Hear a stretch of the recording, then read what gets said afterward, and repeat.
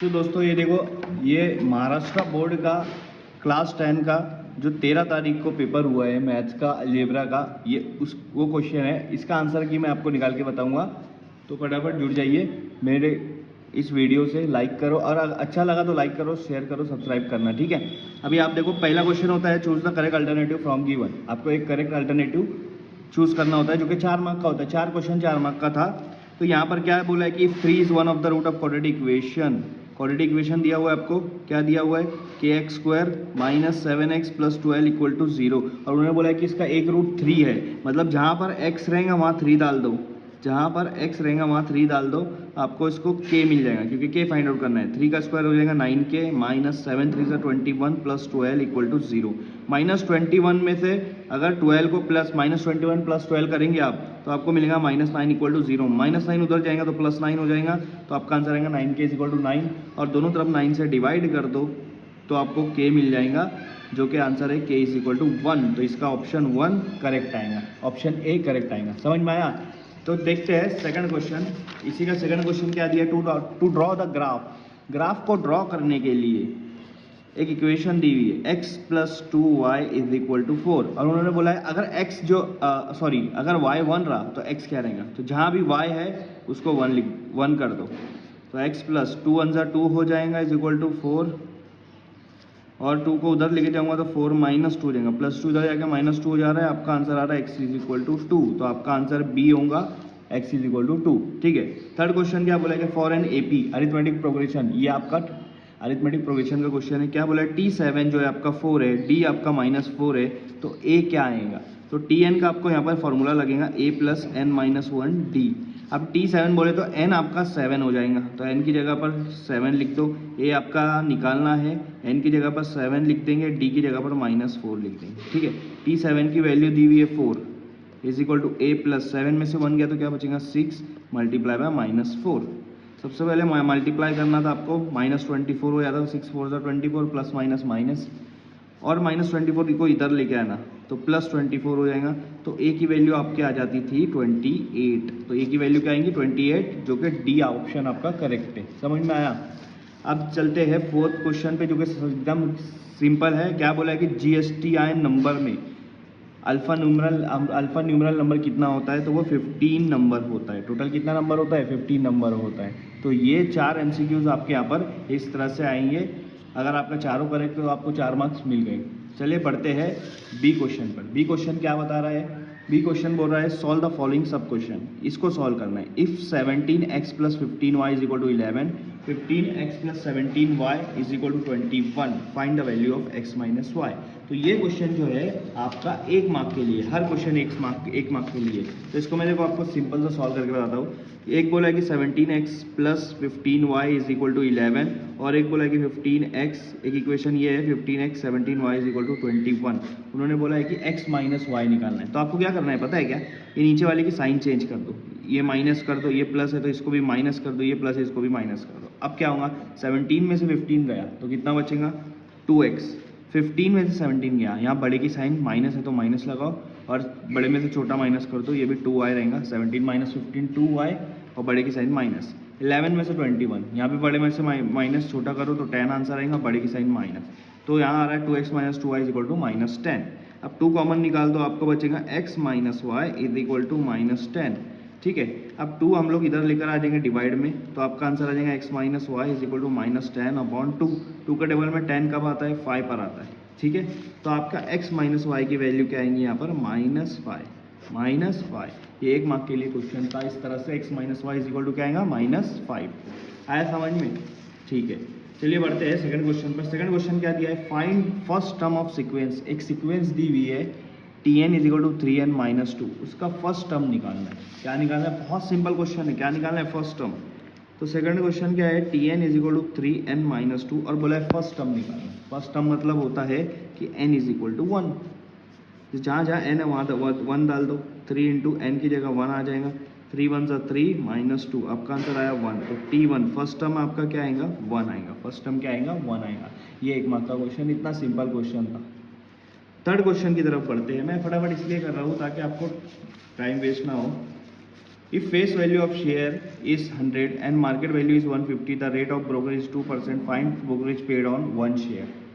दोस्तों ये देखो थर्ड क्वेश्चन क्या है, if the face value of share is ₹100 and market value is 150, if rate of brokerage is 2%, find brokerage paid on one share. एक share पे कितना brokerage paid करे है ये निकालना है, और याद रखना ब्रोकरेज किस पर निकलता है, मार्केट वैल्यू पर निकलता है। तो मार्केट वैल्यू पर ब्रोकरेज निकलेगा। अभी 2% ब्रोकरेज रेट दिया है तो किस पे निकलेगा, मार्केट वैल्यू पर। ठीक है, 2% ऑन की जगह मल्टीप्लाई कर लगा दूंगा, मार्केट वैल्यू है 150। अब परसेंटेज हटाने के लिए डिवाइड करना पड़ता है 100 से, मल्टीप्लाई बाय 150। अब मैं क्या करूँगा, 0 0 कैंसिल हो जाएगा, 5 3 ज़ा और 5 2 ज़ा। ठीक है, अब ये 2 कैंसिल, मेरे पास बच रहा है सिर्फ 3। तो 3 रुपीज़ ब्रोकरेज रेट लग रहा है, 3 रुपीज़ ब्रोकरेज रेट लग रहा है। आपका आंसर 3 आएगा। ठीक है, चलिए बढ़ते हैं क्वेश्चन नंबर 4 पर। क्वेश्चन नंबर 4 में क्या बोल रहा है, 2 digit number are form using digit 2, 3 and 5 without repetition. याद रखना विदाउट रिपीटिंग का डिजिट है।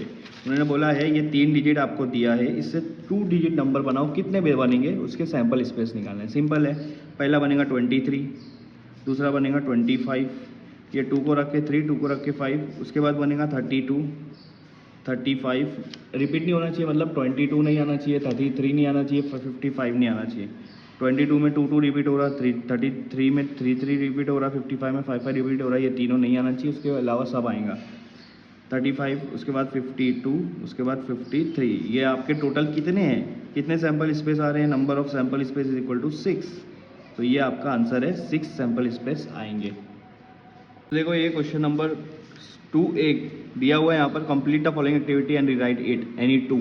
4 मार्क के लिए दिया हुआ है। 3 क्वेश्चन दिया हुआ है जिसमें 2 को सॉल्व करना था। एक क्वेश्चन 2 मार्क का था। पहला देखो क्या दिया है, आपको एक क्वाड्रेटिक इक्वेशन दिया हुआ है और उसके 2 रूट्स दिए हुए। ठीक है, और बोला है कि के को फाइंड आउट करो। क्वाड्रेटिक इक्वेशन देखो मैंने यहाँ पर लिखा 2x + 3y = k। अब उन्होंने बोला है कि x की वैल्यू 0 है, ये पहली वाली जो x की वैल्यू है, दूसरी वैल्यू y की वैल्यू है। उन्होंने बोला x की वैल्यू 0 है, y की वैल्यू क्या है, 2 है। तो यहाँ पर x और y है वो वैल्यू पुट कर दो। यहाँ पर 2 के बाद x आएगा, x की वैल्यू 0 पुट कर दो। यहाँ 3 के बाद 2 आएगा, y आएगा, y की वैल्यू 2 पुट कर दो = k। 2 × 0 0 हो जाएगा, 3 × 2 कितना हो जाएगा, 6 हो जाएगा। तो k की वैल्यू क्या हो जाएगी, 0 + 6 = 6। तो k की वैल्यू 6 आ गई। ये आपका 2 मार्क का क्वेश्चन था, इतना सिंपल, समझ में आया। अब अगला क्वेश्चन देखते हैं, सेकंड क्वेश्चन क्या बोला है, if 2 and 5 are root of quadratic equation. एक क्वाड्रेटिक इक्वेशन है जिसके 2 रूट दिए हुए, 2 और 5। तो हम दोनों रूट को हम लोग क्या देते, एक 2 को अल्फा मानेंगे और 5 को बीटा मानेंगे। ठीक है, और हमारे पास इसका फॉर्मूला होता है, जब 2 रूट दिया हुआ रहता है तो क्वाड्रेटिक इक्वेशन कैसे फाइंड आउट करना है, क्वाड्रेटिक इक्वेशन कैसे फाइंड आउट करना है, वो फॉर्मूला होता है x² - α + β × x + α × β। अल्फा मतलब पहला वाला रूट, बीटा मतलब दूसरा वाला रूट। अब देखो क्वेश्चन में पहला रूट 2 दिया है, दूसरा 5 दिया है, तो अल्फा को मैं 2 मानूंगा और बीटा को मैं 5 मानूंगा। ठीक है, जहाँ जहाँ अल्फा है वहाँ 2 लिख दो, जहाँ जहाँ बीटा वहाँ 5 लिख दो। तो यहाँ तो आपको फिल इन द ब्लैंक्स के तौर पर दिया हुआ है, x² लिखा है, अल्फा की जगह 2 लिखा है, बीटा की जगह पर आपको 5 लिखना था, x + अल्फा की जगह पर कुछ नहीं था तो वहाँ पर आपको 2 लिखना था, बीटा की जगह पर 5 लिखा हुआ है। इसके बाद x² - 2 + 5 कितना होता है, 7 होता है। तो ये 7x हो जाएगा। 2 × 5 कितना होगा, 10, तो ये 10 हो जाएगा। तो x² - 7x + 10 = 0। ये आपकी फाइनल इक्वेशन आ गई। ये क्वेश्चन आपका 2 मार्क का था। ये 2 भी लिख देंगे तो आपको 4 मार्क मिल जाएंगे। थर्ड वाले क्वेश्चन की तरफ हम लोग जाते हैं। थर्ड क्वेश्चन क्या बोला है कि 2 कॉइन्स आर टॉस साइमल्टेनियसली। एक साथ 2 कॉइन को टॉस किया गया है। तो हम लोगों को यहाँ पर उसके बाद 2 इवेंट दिया है, उनको सैंपल स्पेस निकालना है। सबसे पहले कॉइन टॉस करने का सैंपल स्पेस निकालेंगे। 2 कॉइन टॉस करे तो उसकी सैंपल स्पेस 4 आती है, मतलब उसमें 4 पॉसिबिलिटी हो सकती है।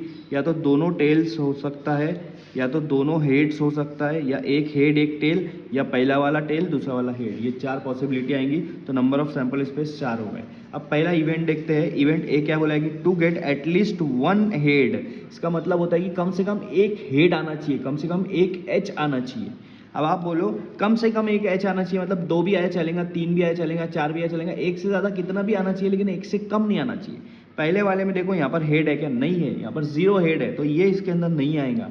दूसरे वाले में एच टी, यहाँ पर एक हेड है, कम से कम एक है, तो एच टी आ गया।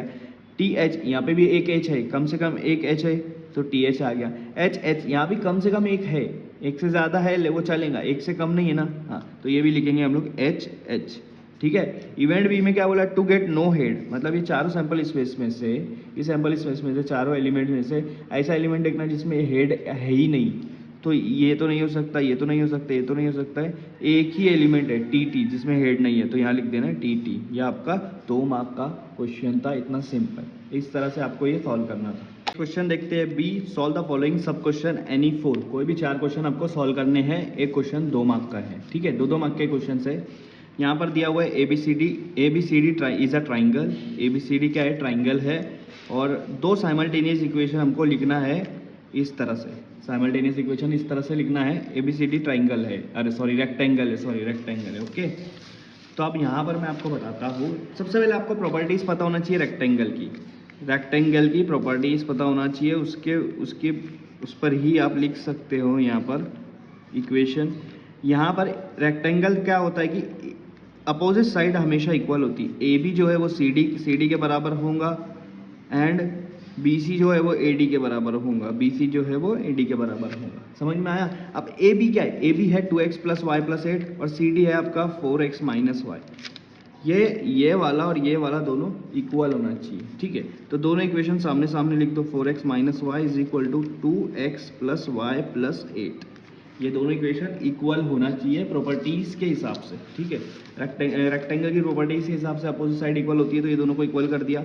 अब x और y दोनों एक साइड लेकर आ जाओ, यहाँ 4x पहले से था, ये 2x इधर आके -2x हो जाएगा, यहाँ -y पहले से था, ये y इधर आके ये भी -y हो जाएगा क्योंकि उधर प्लस में था। नंबर जो है कांस्टेंट उसको उधर ही रखो, 4x में से 2x गया तो क्या बचेगा, 2x बचेगा, -y माइनस माइनस प्लस होता है, तो यहाँ पर y के साथ कुछ नहीं, मतलब 1 है, 1 + 1 क्या हो जाएगा, 2y, लेकिन बड़े की साइन माइनस लगेंगे यहाँ पर, तो ये आपकी एक इक्वेशन आ गई 2x - 2y = 8, 2x - 2y = 8। किसी ने क्या करा होगा, सबको 2 से डिवाइड कर दिया होगा, तो उनकी इक्वेशन ये भी आ सकती है, x - y = 4, ये भी राइट है, ठीक है। एक इक्वेशन तो आ गई, उन्होंने 2 इक्वेशन निकालने को बोला है। अब ये वाला देखो, BC = AD, BC और AD इक्वल है, तो BC है मेरा x + 4, वो इक्वल है AD से जो है 2y। अब मैं क्या करूँगा, ये जो कांस्टेंट है इसको उधर लेकर जाऊंगा और 2y को इधर लाऊंगा, तो x 2y इधर आकर माइनस हो जाएगा, -2y, ये जो 4 है इधर प्लस था, इधर जाके -4 हो जाएगा, ये आपकी दूसरी इक्वेशन हो गई, x - 2y = -4। तो ये 2 इक्वेशन आपको यहाँ पर निकालनी थी, वो निकल गई, समझ में आया। यहाँ पर आपको 2 मार्क मिल जाएगा। चलिए बढ़ते हैं सेकंड क्वेश्चन की तरफ। है second question, solve the following quadratic equation using factorisation method. ये हमने पहले भी सॉल्व किया है फैक्टराइजेशन मेथड से। फैक्टराइजेशन मेथड बहुत सिंपल होती है, उसको लेकर हमको यहाँ पर सॉल्व करना है। इक्वेशन क्या दिया हुआ है, x² + x - 20 = 0। अब आपको देखना है -20, क्योंकि यहाँ पर तो 1 है, 1 को -20 से मल्टीप्लाई करेंगे तब भी -20 ही होगा। ऐसा 2 नंबर देखना है जिसको मल्टीप्लाई करने पे -20 आए, लेकिन जब उनको प्लस माइनस करे तो उनका आंसर +1 आना चाहिए। तो मेरे पास 2 नंबर है 5 और 4, 5 4 से 20 होता है, लेकिन हमको -20 चाहिए, इसका मतलब या तो 5 या तो 4, कोई भी एक माइनस में होगा, ठीक है। लेकिन कौन सा माइनस में रखना है वो ये आपको बताएगा। x² के बाद कौन सी साइन है, प्लस, इसका मतलब बड़े वाला प्लस होना चाहिए, x² के बाद प्लस साइन है, बड़े वाला प्लस, छोटे वाला माइनस। सॉल्व हो गया आपका, समझ में आया। हाँ, 5 4 से 20 +- माइनस, 5 - 4 1 +1 आ गया। तो अब आप इसको इस तरह लिखो, x² वैसा का वैसा लिखो, x को 2 हिस्से में बांटेंगे, 5x - 4x -20 वैसा का वैसा लिखो। आया समझ में। अब इन दोनों में कॉमन क्या है, पहले वाले में 2x है, 1x बाहर निकाल रहा हूँ तो 1x अंदर बचेगा, ठीक है, इसको हटा देते हैं। दूसरे वाले में x बाहर निकल गया तो बचा है सिर्फ 5। इन दोनों में माइनस कॉमन है, माइनस बाहर निकालेंगे, और दोनों 4 के टेबल में आते हैं तो 4 भी बाहर निकालेंगे। पहले वाले में -4 बाहर निकल गया, x बचा। दूसरे वाले में माइनस बाहर निकल गया तो यहाँ प्लस बचेगा, और 4 के टेबल में 20 कब आता है, वो भी 5 पर आता है, ठीक है। हाँ, तो आपका आंसर यहाँ पर आएगा x + 5, इसको एक बार लिखो ब्रैकेट में, और x - 4 इसको एक बार लिखो ब्रैकेट में, = 0। दोनों को मैं सेपरेट इक्वेट कर देता हूँ 0 के साथ, x - 4 = 0। ये +5 इधर जाके क्या हो जाएगा, -5 हो जाएगा, तो x की वैल्यू आ जाएंगी -5, ये -4 इधर जाके +4 हो जाएगा, तो x की वैल्यू आएंगी 4।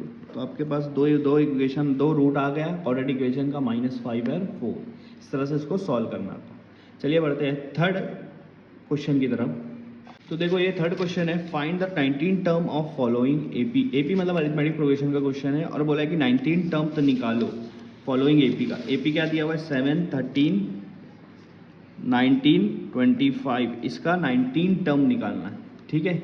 हाँ अब मुझे बताओ पहला टर्म जो रहता वो ए रहता, तो ए आपका 7 है, ठीक है। डिफरेंस क्या होगा, दूसरे में से पहले को माइनस करो, 13 में से 7 को माइनस करेंगे, आंसर आ गया 6। डी भी निकल गया, ए भी निकल गया, डी भी निकल गया। अब हमारे को टर्म्स चाहिए तो टी एन का फॉर्मूला लगाना पड़ेगा, ए प्लस एन माइनस 1 डी, ये टी एन का फॉर्मूला है। लेकिन इसमें एन भी चाहिए, तो एन उन्होंने बोला है ना 19 टर्म निकालो, एन मतलब 19 हो गया आपका, एन मतलब 19 हो गया। बस आप सारी वैल्यू यहाँ पर पुट कर दो, आंसर मिल जाएगा। एन की जगह 19 रखेंगे, ए की जगह पर 7 आ जाएगा, एन की जगह पर यहाँ पर 19 माइनस 1, डी की जगह पर आएगा 6, ठीक है। 7 वैसे का वैसा रखो, बॉड मास रूल के हिसाब से पहले ब्रैकेट सॉल्व करते हैं, 19 माइनस 1 18, फिर मल्टीप्लाई बाय 6, ठीक है। इसके बाद मल्टीप्लाई को सॉल्व करेंगे, 18 6 कितना होता है 108 होता है, और 108 प्लस 7 कितना होगा 115। तो T19 कितना आ जाएगा आपका, 19 टर्म कितना आ जाएगा 115। तो थर्ड क्वेश्चन का आंसर है 115, ठीक है। चलिए बढ़ते हैं क्वेश्चन नंबर 4 की तरफ। क्वेश्चन नंबर 4 क्या दिया हुआ है, क्या बोला है कि अ card is draw from well shuffle pack of 52 playing card. Playing card कितने होते हैं, टोटल 52 होते हैं। उन्होंने बोला है find the probability that card drawn is a face card. Face card होना चाहिए, प्रोबेबिलिटी निकालो कि जो आपका कार्ड आएगा वो फेस कार्ड होना चाहिए। अब फेस कार्ड क्या होगा, ठीक है। सबसे पहले तो आपकी सैंपल स्पेस होंगी, नंबर ऑफ सैंपल स्पेस आपकी 52 होंगी, टोटल 52 कार्ड होगा 1 से लेकर 52 तक, ठीक है।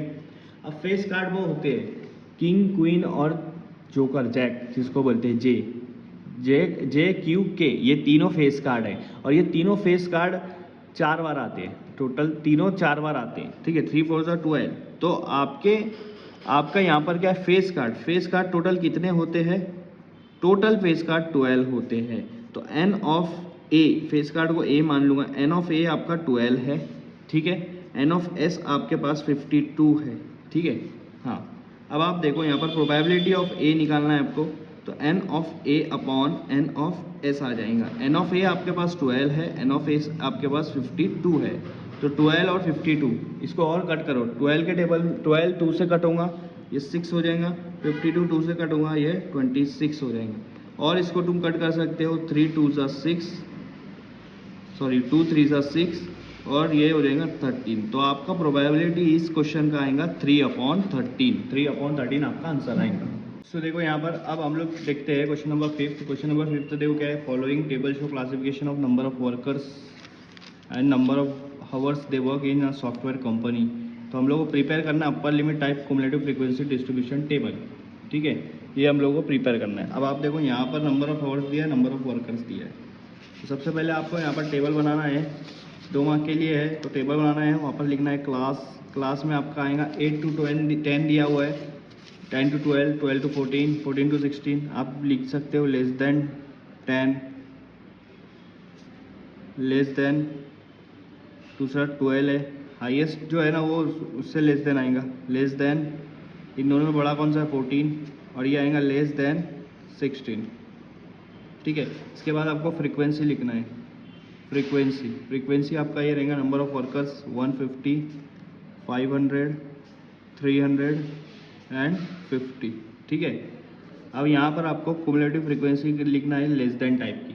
तो कैसा आएगा 150, आप वैसा का वैसा लिखो, फिर 150 में ये वाला नंबर प्लस करो, तो आपका आएगा 650, 650 में 300 प्लस करेंगे तो आएगा 950, और 950 में 50 प्लस करेंगे तो टोटल आएगा आपका 1000। आपका एन आएगा यहाँ पर मीन 1000, टोटल नंबर 1000, यहाँ पर 1000 टोटल नंबर ऑफ वर्कर्स हैं यहाँ पर। ये क्युमुलेटिव फ्रीक्वेंसी आपका इस तरह से सॉल्व करना है। यहाँ पर देखो क्वेश्चन नंबर 3 ए पूछा गया है, following frequency distribution table show the classification number of vehicle, number of petrol field, volume of petrol field in them.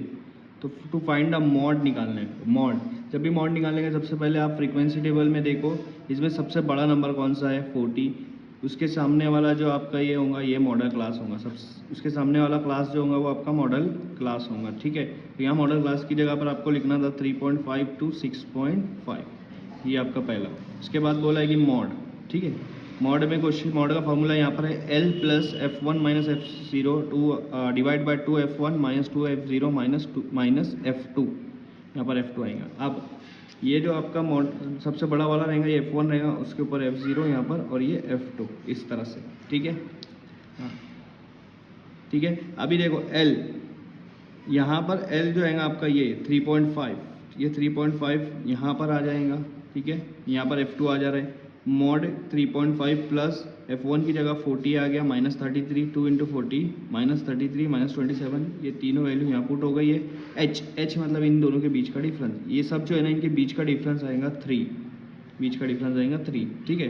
3.5 plus 7/80 minus 60, 42 से 80 हो जाएगा और इन दोनों को प्लस करेंगे तो ये माइनस 60 हो जाएगा। तो 80 माइनस 60 मल्टीप्लाई बाय 3, 80 माइनस 60 कितना होता है, इसके आगे सॉल्व करता हूँ मैं। 3.5 प्लस 7 मल्टीप्लाई बाय 3/20, 80 माइनस 60 20 होता है।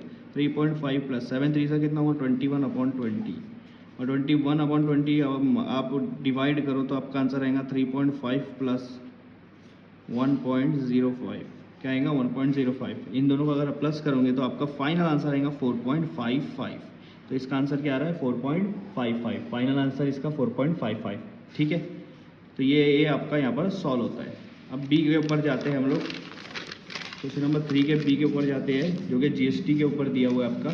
यहाँ पर दिया है कि टोटल वैल्यू जीएसटी के साथ एक टॉय कार है जिसकी जीएसटी लगने के बाद टोटल वैल्यू है 2360, उस पर जीएसटी 18% लगा हुआ है। तो हमको टैक्सेबल वैल्यू निकालना है, मतलब जीएसटी के बिना जो उसकी प्राइस होंगी, जीएसटी से पहले, जीएसटी लगने से पहले जो प्राइस होंगी वो निकालना है, ठीक है। मान लो ठीक है, उसकी टोटल वैल्यू तो 2360 है, 18% जीएसटी। मान लो जीएसटी लगने से पहले जिसको टैक्सेबल वैल्यू कहते हैं वो है एक्स, वो हमको नहीं पता, हमने एक्स लगा दिया, ठीक है। तो जीएसटी किस पे निकलती है, आपके टैक्सेबल वैल्यू पे निकलती है। टैक्सेबल वैल्यू एक्स है, उस पर कितना % जीएसटी निकलेगा 18%, परसेंट हटाने के बाद 18/100 लगता है, ठीक है, इसलिए इस तरह से लिखा हुआ है। अब टोटल वैल्यू क्या होगा आपका, taxable value plus GST, plus क्या होगा GST, taxable value plus GST. Taxable value आपकी कितनी है, एक्स है, वो हमको नहीं पता, मतलब एक्स है क्योंकि हमने पहले उसको एक्स फाइंड वो कर दिया है। जीएसटी यहाँ पर हमने निकाले एक्स मल्टीप्लाई बाई 18/100, तो एक्स दिया हुआ 100 दिया हुआ, यहाँ पर 18 लिखने की ज़रूरत थी बस। इन दोनों को प्लस करोगे, क्रॉस मल्टीप्लाई करना है, एक्स के नीचे कुछ नहीं है, एक्स मल्टीप्लाई बाई 100 कितना हो जाएगा आपका 100x हो जाएगा, 18x ये दोनों और नीचे डिवाइड बाय 100 ये दोनों का मल्टीप्लिकेशन, ठीक है। 100x प्लस 18x कितना होगा 118x, तो 118 यहाँ लिखना था, x लिखा हुआ है अपॉन 100।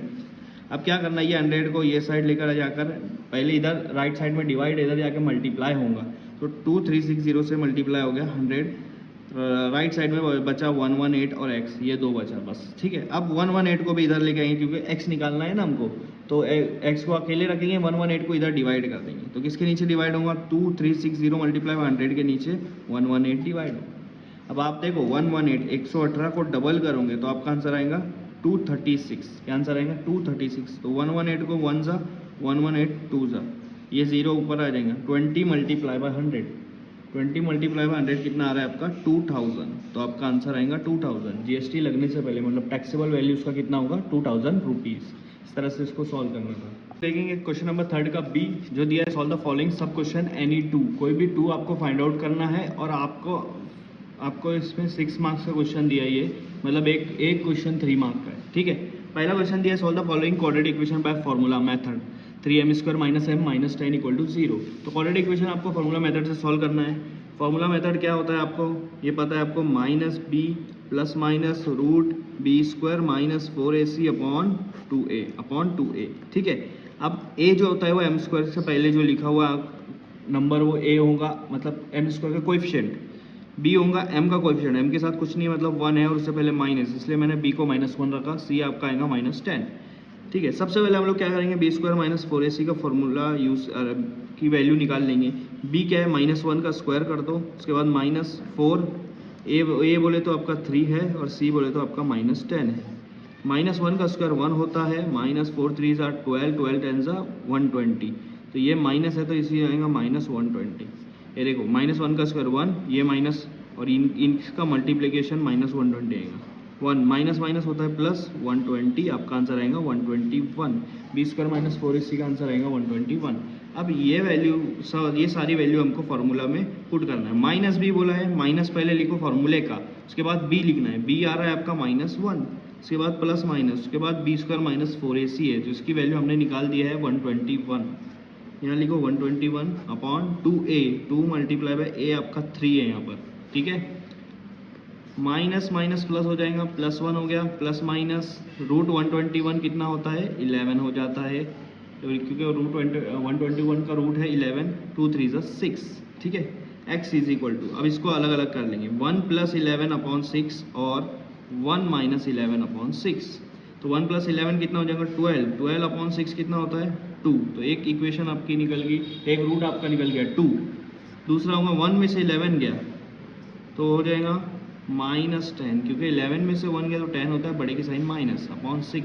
इसको सॉल्व करेंगे तो आपका आंसर आएगा -5/3। तो दूसरा रूट आ गया -5/3, पहला रूट है आपका 2 और -5/3 इसका आंसर है। आया समझ में?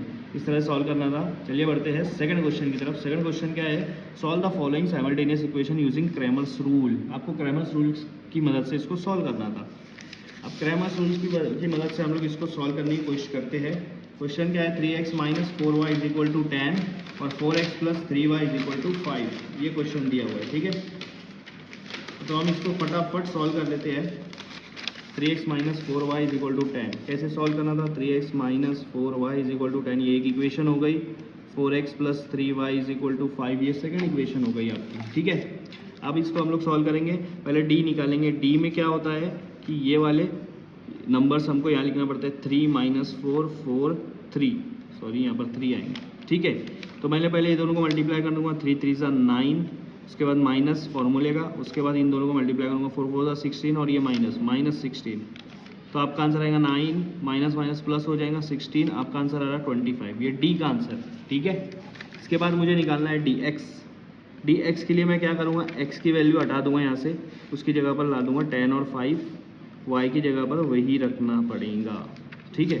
तो ये दोनों को मल्टीप्लाई करेंगे, 10 3 = 30, उसके बाद माइनस लगाऊंगा, उसके बाद -4 × 5 -20, तो आपका आंसर आएगा 30 + 20 = 50। तो dx आपका 50 आ गया।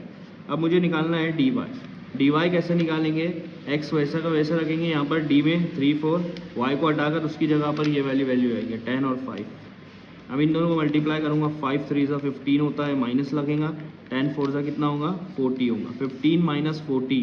अगर नहीं आता है तो बड़े में से छोटा माइनस करना था आपको, 25 आता था, बड़े की साइन लगा देना था -25। अब आपको x y z निकालना है, x की वैल्यू निकालना है, तो dx/d आएगा, dx आया आपका 25, सॉरी dx है आपका 50 और d है आपका 25, तो इन दोनों को डिवाइड करो, आपका आंसर आएगा 2 या 2/1 लिख सकते हो x की वैल्यू।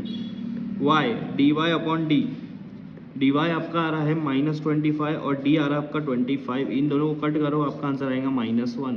तो x की वैल्यू आ रही है आपकी 2 और y की वैल्यू आ रही है आपकी -1। इस तरह से इसको सॉल्व करना था आपको। क्वेश्चन देखो क्या है, 50 share of face value ₹10 were purchase for market value of ₹25, company declare 30% dividend on the share, then find sum invested, dividend receive, rate of return. सबसे पहले क्या करना है आपको, सम इन्वेस्टेड निकालना है। तो सम इन्वेस्टेड निकालने के लिए एक चीज़ याद रखना, सम कितना इन्वेस्ट करें, मतलब आप उसको परचेज कर रहे हो तो कितना रुपीज़ लग रहा है। तो शेयर का फेस वैल्यू था ₹10, मार्केट वैल्यू है ₹25 और ख़रीदी होती है मार्केट वैल्यू पर। टोटल शेयर क्वांटिटी में लिख देता हूँ 50 है और डिविडेंड परसेंटेज जो है वो है 30% है। डिविडेंड होता है फेस वैल्यू पर और ख़रीदी होती है मार्केट वैल्यू पर। तो सबसे पहले सम इन्वेस्टेड है, मतलब आप खरीदी कितने की कर रहे हो, तो उसके लिए आपको करना है market value multiply by quantity, share की क्वांटिटी। मार्केट वैल्यू है आपकी 25, शेयर की क्वांटिटी है 50, दोनों को मल्टीप्लाई करो, आएगा आपका 1250 रुपीज़। तो कितना आपने पैसा उसमें खर्चा किया, 1250 रुपीज़, ठीक है, ये पहला हो गया। दूसरा उन्होंने बोला है डिविडेंड कितना आपको मिला है। डिविडेंड निकालने के लिए डिविडेंड जो परसेंटेज है आपका उसको मल्टीप्लाई करो फेस वैल्यू से। डिविडेंड परसेंट आपका 30%, मार्केट वैल्यू है ₹10, परसेंटेज हटाने के लिए नीचे रखता है 100, तो उसको 10 से मल्टीप्लाई करेंगे, 0 0 कैंसिल, 0 0 कैंसिल, तो आपका बच रहा है आंसर ₹3 एक शेयर पर। डिविडेंड पर शेयर, पर शेयर है, डिविडेंड पर शेयर आपका 3 रुपीज़ है, एक शेयर पर 3 रुपया डिविडेंड मिल रहा है।